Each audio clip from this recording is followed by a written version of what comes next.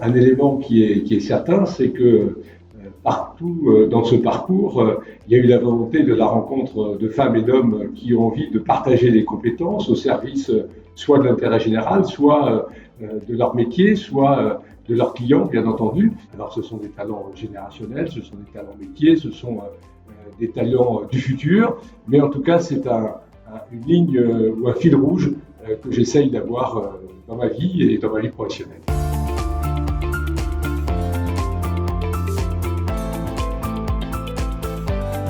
Oui, c'est une occasion de vivre l'interprofessionnalité parce qu'ouvrir les portes, ouvrir les fenêtres, ça donne des horizons formidables, partager des idées. Et en tout cas, c'est le sens de la CCEF. La CCEF, c'est un moyen évidemment de parler d'évaluation d'entreprise, de parler de financement des entreprises, de parler patrimoine, et c'est mélangé en définitive avec une prospective sur ce que peut être l'entreprise de demain en particulier. Et puis c'est apporter des idées. Alors évidemment aux professions qu'on vient d'évoquer, mais c'est apporter des idées aux membres du gouvernement, aux députés, aux décideurs économiques. En tout cas, c'est toute l'action que nous menons dans la CCEF.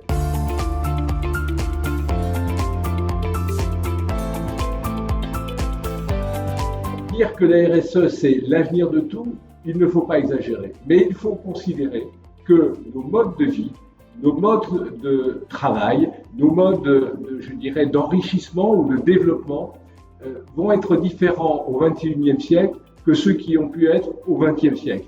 Et donc, il faut prendre en considération la dimension écologique, territoriale, humaine dans le développement et dans les entreprises. Alors, à nous d'en faire un facteur positif, parce qu'il ne s'agit pas de parler de RSE et de décroissance, il s'agit de parler de RSE et de bien-être et de bonheur.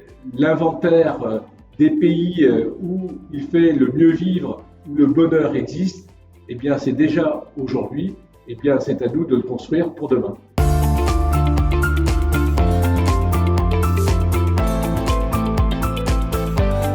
Je suis très honoré et je pense que Jacques Pluchart, s'il était à mes côtés, le serait aussi. Ensuite, on a écrit ça, on ne connaissait pas Covid, mais on a eu une perception d'évolution de l'entreprise sur ce qu'on a appelé la digitalisation, c'est-à-dire à la fois la partie physique, d'être présent vis-à-vis des équipes, vis-à-vis des clients, et la partie digitalisation, c'est-à-dire la transformation en définitive de l'économie, des systèmes, des organisations vers le numérique.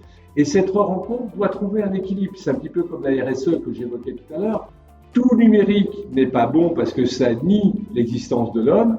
Tout physique, ça nie l'évolution du numérique qui est en train de se faire. Et il faut coupler les deux. Et il faut que les entreprises puissent adopter en définitive des plans de développement qui concilient les deux. On est en train de transformer des métiers. C'est une réalité, mais il faut en tenir compte dans le cadre de notre évolution.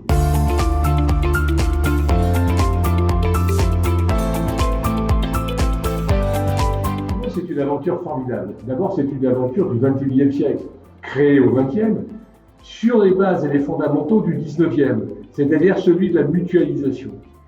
Quelle idée aussi généreuse et importante n'existerait au travers de la mutualisation que celle-ci, en définitive, celle qui permet de rassembler les professionnels et les professions de tous ordres. Donc moi, j'appelle de mes voeux, c'est que, évidemment, Interfibo conserve son originalité au niveau de la mutualisation des professions, poursuivre son soutien du développement des professions libérales.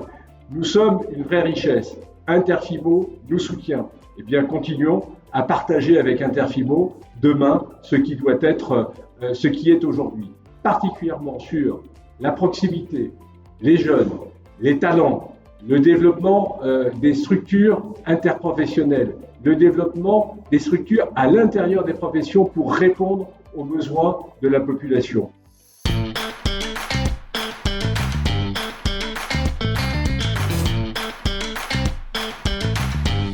Accompagner les talents.